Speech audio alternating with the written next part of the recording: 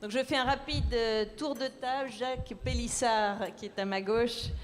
Claude Jeannereau, bonjour aussi. Alain Joyandet, bien sûr. Françoise Branger, qui est à mes côtés, avec Marie-Guite Dufay. Et il nous manque Jean-Louis Fousseret. Le voilà. Tout le monde est là. Marie-Guite Dufay, j'avais envie de commencer avec vous, puisque le Conseil régional de Franche-Comté est le plus grand financeur des collectivités pour ce projet. Vous me dites si je me trompe, autour de 220 millions d'euros. Qu'est-ce qui vous a motivé, qu'est-ce qui vous a fait croire en ce projet, et comment expliquez-vous que finalement les territoires franc-comtois se sont mobilisés de cette manière-là pour relever un tel défi ?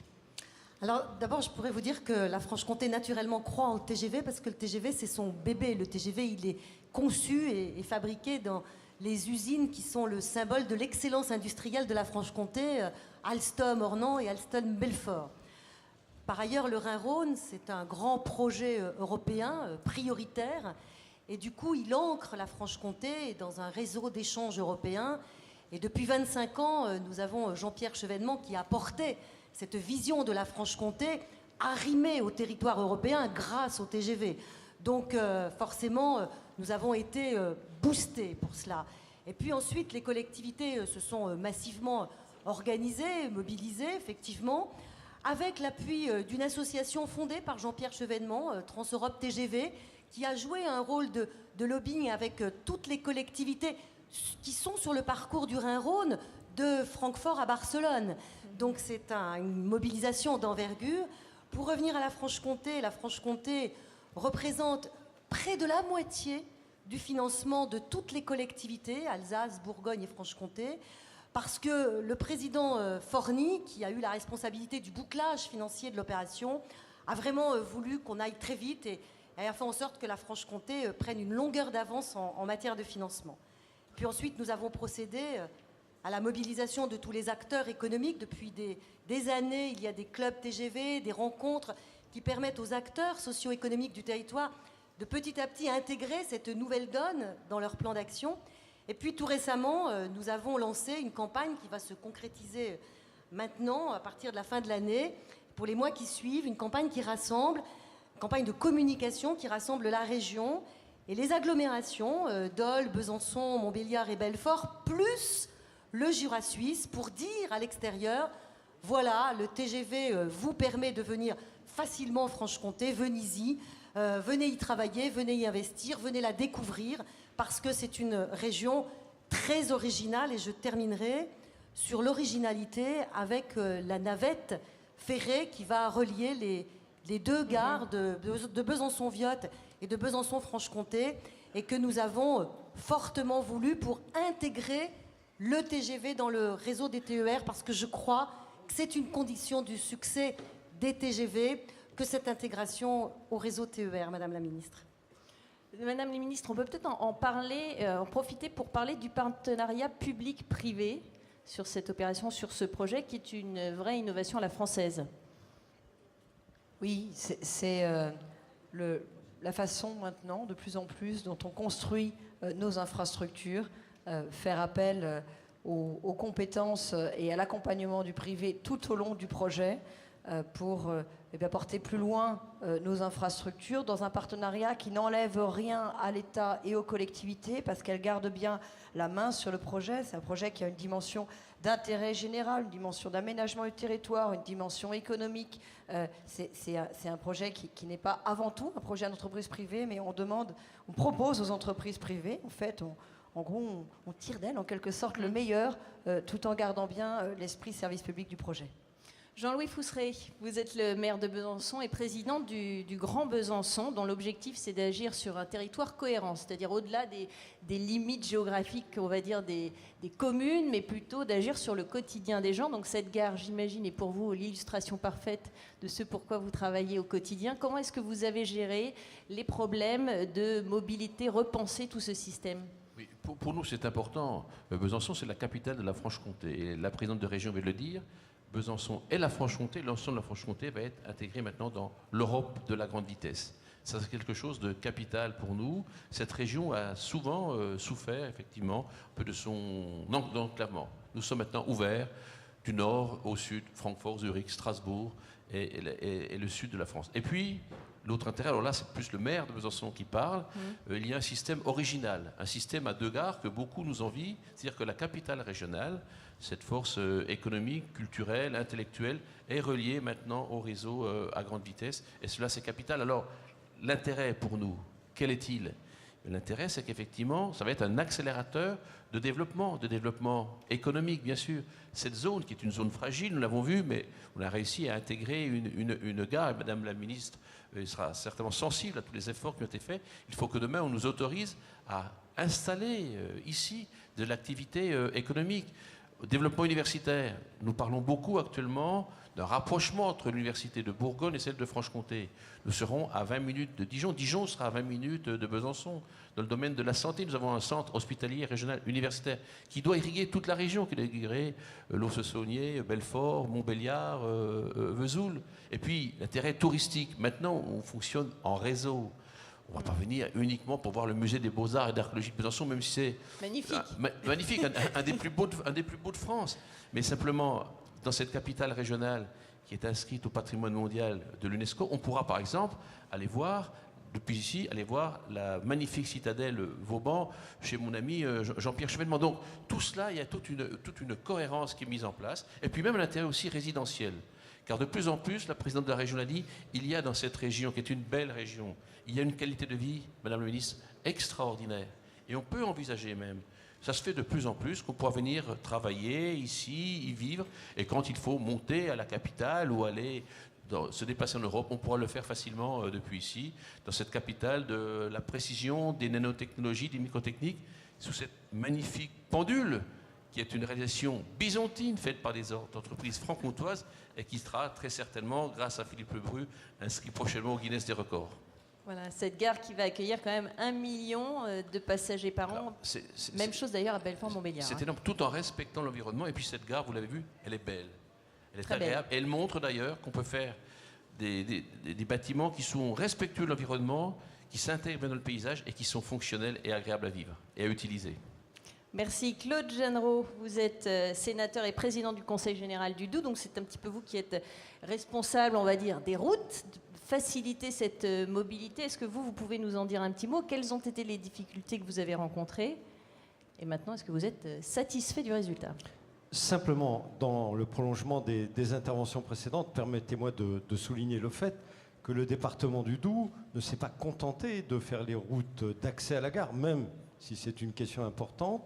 Notre engagement a été multiforme au service du TGV. Je rappelle que le département a investi directement pour l'arrivée du TGV près de 40 millions d'euros, c'est-à-dire, pour donner un ordre de grandeur, c'est pratiquement la moitié d'une année d'investissement du département du Doubs. Alors il y a la question des routes et nous nous sommes attachés en effet à réaliser la desserte de cette gare TGV ici, puisque nous sommes à Besançon, Franche-Comté TGV. Nous nous sommes attachés à réaliser cette desserte, à la réaliser naturellement pour venir de Besançon et faire la jonction, je le dis pour ceux qui sont ici, avec la route nationale 57. Aujourd'hui, il y a 2 ouvrages d'art qui permettent de le faire. L'échangeur qui est sous maîtrise d'ouvrage État sur la RN 57 et le giratoire devant la gare qui est réalisé et qui va permettre de fonctionner à partir du 1er décembre. Mais ce que je veux dire, c'est qu'à l'horizon 2015, nous aurons réalisé une autre voirie toute neuve qui sera calibrée en fonction de l'ambition que nous voulons pour ce territoire et sur lequel nous travaillons avec le département de la Haute-Saône, avec la région, avec le Grand Besançon. Car il ne suffit pas que le TGV arrive pour que le développement soit au rendez-vous. Il faut une vision, il faut une grande ambition. C'est ce à quoi nous nous attelons. Et la route, eh bien, elle sera la conséquence et elle sera en relation avec l'ambition que nous portons pour ce territoire. Nous y travaillons, nous nous sommes donné les outils nécessaires, car en effet, nous voulons qu'ici, autour de la gare, nous ayons une zone d'activité susceptible d'être attractive pour les entreprises qui seront situées, vous vous en rendez compte, à 1 heure de Strasbourg, 1 heure de Lyon à terme et à 2 heures de Paris. Et donc ce positionnement concurrentiel, il nous faut l'exploiter en offrant des zones et des territoires attractifs. C'est vrai aussi pour l'habitat, pour lequel nous devons avoir là aussi une vision, et naturellement pour, je ne l'oublie pas, vous avez évoqué les routes, mais le département a aussi cette responsabilité dans le domaine intermodal, comme on dit aujourd'hui, et notamment pour faire en sorte que les liaisons par autobus puissent fonctionner de manière complémentaire avec les TER et avec les TGV. Et c'est ce à quoi nous nous sommes attelés et qui sera donc prêt pour l'arrivée du TGV. Et on développera tout à l'heure les perspectives économiques dans la seconde table ronde. Alain Joyandet, vous êtes député maire de Vesoul. Alors finalement, Besançon, c'est quoi? C'est à 40-50 km de Vesoul? C'est-à-dire que Besançon est la grande banlieue de Vesoul, ou presque l'inverse, ou plutôt l'inverse. On dit que la gare de Besançon, enfin cette ligne, oui, la c'est gare un peu grande la gare, vitesse de c'est un peu la Vesoul. gare de Besançon-Vesoul. Enfin, l'essentiel, je pense, c'est que cette gare existe et que ce TGV existe. Merci, Madame la Ministre, d'avoir rappelé que le rythme a été accéléré. 4 TGV par an, 1000 km de voies traditionnelles refaites. Et c'est bien parce que moi, je crois beaucoup à l'avenir du rail. Je pense que les choses se passeront dans l'avenir un peu comme pour les autoroutes. Au début, toutes les autoroutes allaient en direction de Paris. Les TGV vont en direction de Paris. Le Rhin-Rhône est un peu différent, sous réserve que la branche sud soit faite un jour, puisque là, pour l'instant, nous allons toujours en direction de Paris. Je pense que dans un deuxième temps, il faudra relier les TGV aussi par le rail. Et dans cette grande agglomération de Besançon, je pense qu'il faudra relier le TGV par le rail aux autres gares. Et c'est pourquoi nous, par exemple, nous avons demandé à RFF une étude pour relier la gare de Vesoul à cette gare. Ça veut dire relier la ligne TGV à la ligne 4. Cette étude est sortie et elle montre que les choses sont possibles. On est sur du très long terme. Je crois qu'il faut avoir du très long terme et aussi un peu la part de rêve. Et en tout cas, ce sont des investissements lourds. Mais peut-être qu'un jour, on pourra remplacer des déficits de fonctionnement par le financement d'investissements d'avenir. Il vaut mieux financer des investissements d'avenir que de financer des déficits chroniques. Donc voilà, notre vœu, c'est qu'autour de cet équipement formidable qu'est le TGV, on puisse installer des ramifications. Entre les trains classiques, en fait. Bien sûr, entre les lignes classiques, les lignes TGV, évidemment, c'est du long terme. Et je crois qu'il faut avoir des dossiers qui soient prêts pour que le jour où les investissements primordiaux et principaux sur les grandes lignes TGV seront un peu amortis, dès que des marges de manœuvre financières seront à nouveau disponibles, je pense qu'il faudra réfléchir à comment relier les lignes entre elles. Là, on est, nous, sur un projet nord-sud. Et je pense que c'est intéressant puisque ça correspond aussi à une voie d'échange économique. Donc je crois que c'est vraiment pour le désenclavement de nos territoires et pour la cohérence des territoires, des projets comme ceux-là qu'il faut porter sur le long terme. Mais moi, je veux profiter aussi de ces quelques minutes de parole pour vraiment adresser des félicitations à nos ingénieurs, à tous ceux qui pensent ces projets, à nos entreprises. Je pense que le TGV est vraiment un symbole et une image de la France particulièrement porteuse et qu'on a absolument besoin de ces exploits technologiques pour que notre pays continue à rayonner dans le monde. Françoise Branger, vous êtes administrative de la SNCF, députée, mais en tant qu'administrative de la SNCF, que vous êtes depuis 1 an, en fait, vous avez assisté à la naissance finalement. Vous n'avez pas porté le bébé depuis le début, mais vous êtes là pour la naissance. Comment est-ce que vous avez vécu vos derniers mois à SNCF ? Quelle en a été votre expérience? Et est-ce que c'est le dernier projet SNCF TGV? Alors tout d'abord, je suis élue de la circonscription et donc j'ai vécu au quotidien le chantier. Donc je n'ai peut-être pas porté le projet, mais en tout cas je l'ai vécu et j'ai vu toutes les prouesses réalisées par nos belles SNCF, entreprises françaises. Et en tant qu'élu national, on s'occupe effectivement de l'organisation des transports, de l'aménagement du territoire.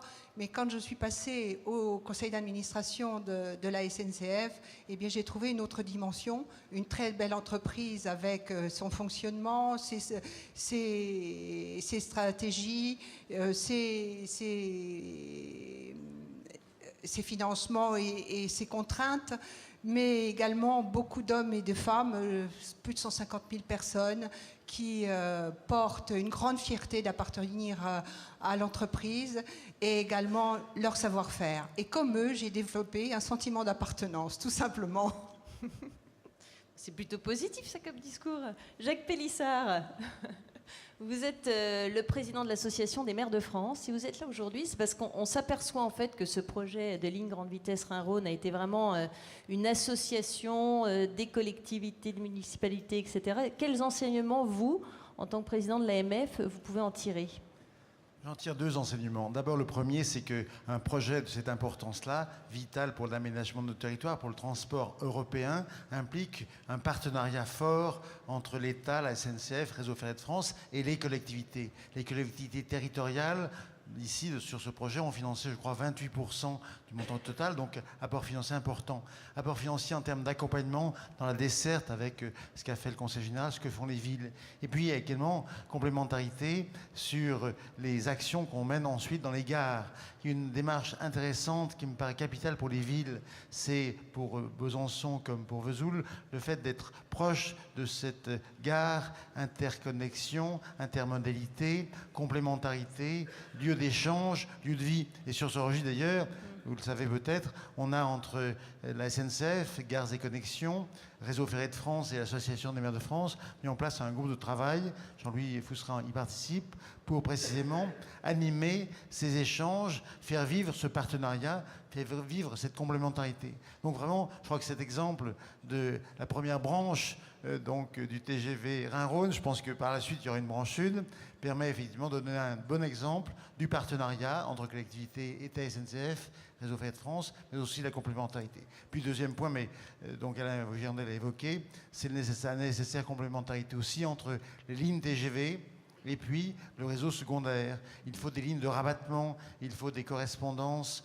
faciles, il faut des TER permettant un équilibre du territoire avec le concours donc financier là aussi, collectivité, État, tout ça me paraît nécessaire. Tout ça est un cheminement exigeant, mais tellement constructif et passionnant.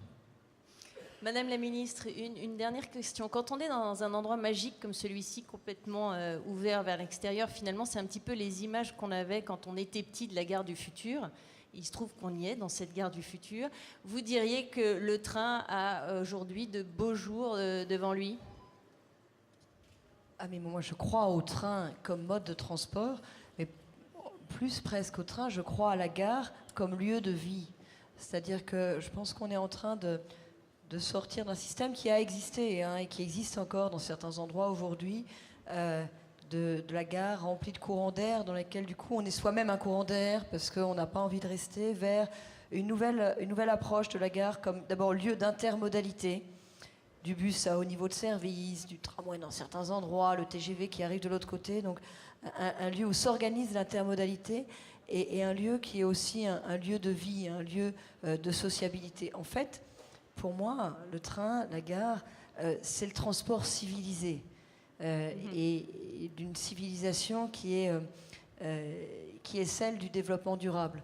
C'est le transport de demain. Alors, je vous dis, le seul problème que je vois, c'est que là, on est dans une tête de série. Cette gare, elle est magnifique, comme les celles de Belfort, Montbéliard. Et je crois que Jacques Pélissard le sait, tous les maires vont vouloir la même maintenant. On va progresser. Je parle sous contrôle de Sophie Boissard, la responsable des gares de la SNCF, qui est ici. On va progresser et on progresse déjà pied à pied, mais on est ici dans une illustration de ce que devrait pouvoir devenir à terme les gares françaises. Un lieu d'intermodalité et un lieu de vie et de service à la fois.